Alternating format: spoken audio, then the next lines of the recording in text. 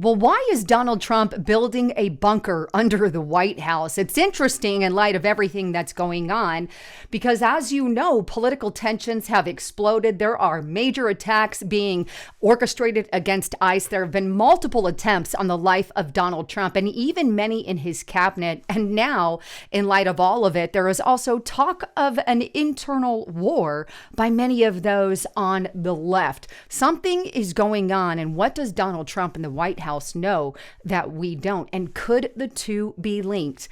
I've got one heck of an explosive report. I have to apologize. Our computer completely, the system just froze up. So I'm recording this differently today. So my apologies if anything's kind of off. But with that, let's dive in first to what's going on. Bill O'Reilly actually made a statement the other day stating where there are 8 states that are in open rebellion of the Trump administration. Take a look at this. This is on The Wrap. Bill O'Reilly names 8 states in open rebellion against the federal government.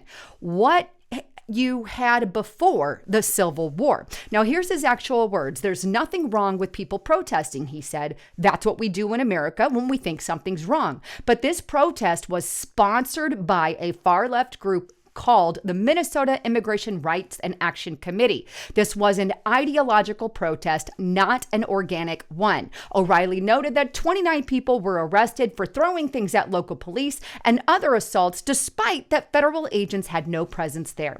He called the really part of the broader movement in direct defiance of the U.S. law, but they're never honest about it. Now, the 8 states in open rebellion are California, Oregon, Washington State, Colorado, Minnesota, Illinois, Massachusetts, and New Jersey, O'Reilly said. New York and Vermont are right on the edge. I didn't include them because at least there is some dialogue going on with Washington, but you couldn't put them on, but he could put them on the list. But what it boils down to in these 10 states, he says, essentially telling the federal government, we're not going to obey your laws. You have what existed before the Civil War. It's exactly the same thing from 1830 to 1860 Southern states did. We're not going to obey whatever you say. That wasn't just about slavery. It was about tariffs and almost everything. So you can see those are very chilling words, but that's not the only words that have surfaced. But before I do, just a quick break from my sponsor. Well, if you've been told the only way to control high blood pressure is by a cabinet full of pills, then you're going to want to listen up. A leading blood pressure doctor from Texas has discovered what he calls an old salt trick. In his study, participants used this simple method and saw their numbers drop into a healthy range, often in just weeks. In fact, the best part is many were even able to reduce their medications with their doctor's approval.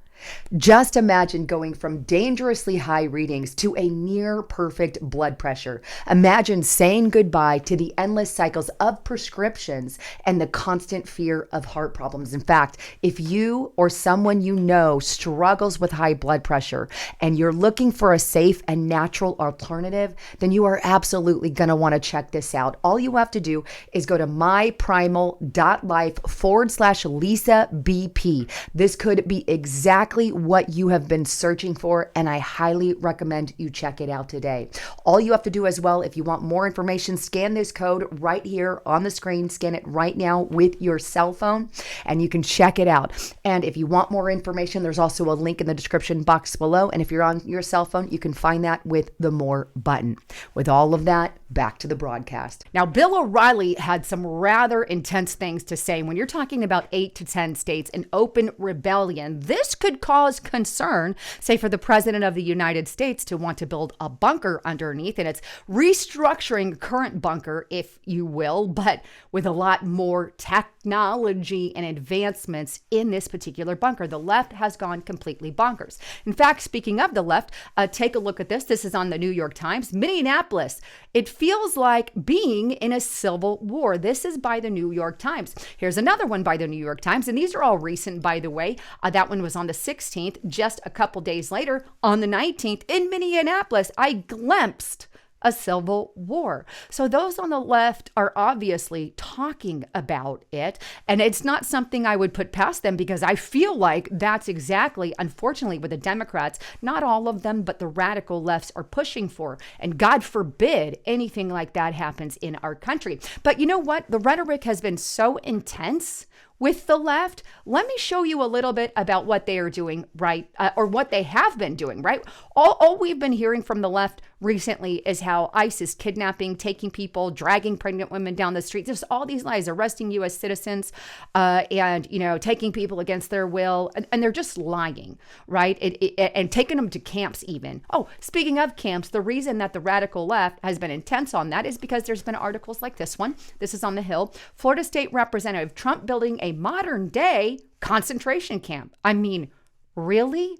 But this is the rhetoric they receive. So now you've got people thinking they're vigilantes on the left, like Renee Good, going out and taking action where they're physically obstructing ICE with their vehicles, for example, or even their bodies in other examples, because they think they're actually fighting Nazi Germany. And the left is not backing down. In fact, take a look at this post. This is Nicholas Fondacaro who shared it, but Representative Jim Clyburn literally said that Republicans are trying to bring back slavery. I'm not going to play the video. I'm going to play the quote because of copyright, but it says, here's what he said. Anything that's happened before can happen again. They were trying to set up a process that will allow this country to return to what it was in 1876 when the election got thrown into the House of Representatives. And they were unable to overturn what Abraham Lincoln and Congress had done successfully, getting rid of slavery. Lincoln was a Republican, by the way. But anyway, that is what they're attempting to do today. I get sick and tired of hearing people say, it's never been like this before. Oh, yes, it has, he says. In other words, we are going to put Black people back into slavery. So this kind of rhetoric is obviously leading to stuff like this. You can see the people in this video.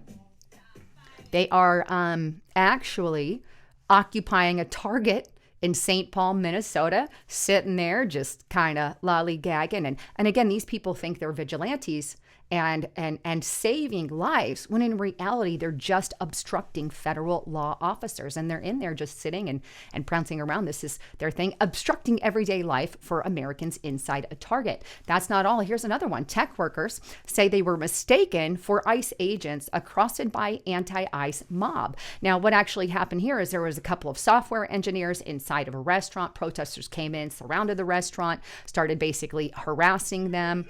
And you can see their harassment outside, and they're like, hey, we're not even ICE people. So now they're just kind of Joe Schmo, let's play it by ear. Somebody said you were with ICE, or you looked like you were with ICE, so this is what happened as a result. But this is the kind of stuff that the Democrats actually aren't backing out of. They're encouraging. Now, here's the most chilling part. I've warned you guys many times that the Democrats, if and when they get back in power, that they are going to start arresting people like Trump, Elon Musk, maybe high-name conservatives, that they're going to go after us. And now we've got a Democrat literally admitting that. Take a listen to this. This is Jennifer Welch. She's a very influential Democrat podcaster, right? And she's doing this interview, and here's what she says to Jim Acosta. The blue tsunami means that Congress is going to haul Elon Musk, big balls, and a bunch of other people's ass in front and say, what crimes did you commit? And it's going to get really serious. And the same with Trump, because I believe, and this is just my opinion, that Trump and all of the bottom-feeding morons surrounding him, and Elon Musk and all the bottom-feeding Klingeroners that surround him, I think they commit crimes every day. And I think to reconcile all of this is going to take hardcore, not integrity Democrats. Fuck you, Democrats. Fuck you for fucking over our country. We are serious about this. We are prosecuting. We're going to uncover every document, every phone call, everything you did. We will be relentless about it. And that's the mindset they've got to have, because I think the electorate is going from, we've got to get him out, but also we want accountability. There has to be. Wow. So that's not all. Actually, Jim Acosta later kind of expands on that and says they want to pack the Supreme Court, and basically is in agreement with her. Take a listen. We have to change this John Roberts Supreme Court decision that gave the President of the United States a blank check. No man or woman should be above the law in this country. And Donald Trump sure as shit should not be above the law in this country. And I think the Democrats have to talk about it in these terms, that, listen, if we get back in there, and I'm not saying I'm part of the Democratic Party, but I'm saying that this is the way the Democrats should communicate. They should say when they're back in there, if you guys are going to cling to this idea that Donald Trump is unaccountable, it's just not going to work. And that means adding seats to the Supreme Court so that immunity decision can be overturned. And so Donald Trump can be held accountable for his. Ooh, so that means holding Donald Trump accountable with the Supreme Court at our backs. Let's just pack the court to make things the way we want to make them. I still think we need to bypass the filibuster for, so we can get voter ID. That's where I'm at. But anyway, what is interesting is Donald Trump is renovating and building a bunker under the White House as all of this is going on. Daily Mail: White House renovation to include secure underground facility underneath Trump's new East Wing. Donald Trump's renovation to the White House includes a revamped top secret bunker underneath the East Wing. The controversial project includes Trump's $300 million big beautiful ballroom and high-tech re-imaging of the secret bunker. The old bunker has been demolished along with the rest of the East Wing. The facility has been used by presidents dating back to Franklin D. Roosevelt. Trump's administration has largely kept quiet on the rebuilding, which will feature new tech to defend against modern threats to the president, CNN reported. White House Director of Management and Administration Joshua Fisher hinted at the recent meeting of the National Capital Planning Commission that the top secret nature of the bunker was why Trump bypassed getting the commission approval on the project.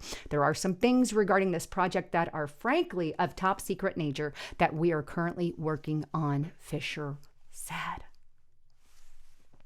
Top secret new bunker being built by Donald J. Trump with high-tech capability. Is he worried about a civil war? Is he worried the Democrats are going to do something? Well, I wouldn't put him past him because I sure the hell am worried about it. They've already been crossing the line with a lot of these protests. But either way, I'd love to hear your thoughts, comments, and concerns on the whole thing. But with all of that, I love you all. I'm Lisa Haven, signing out.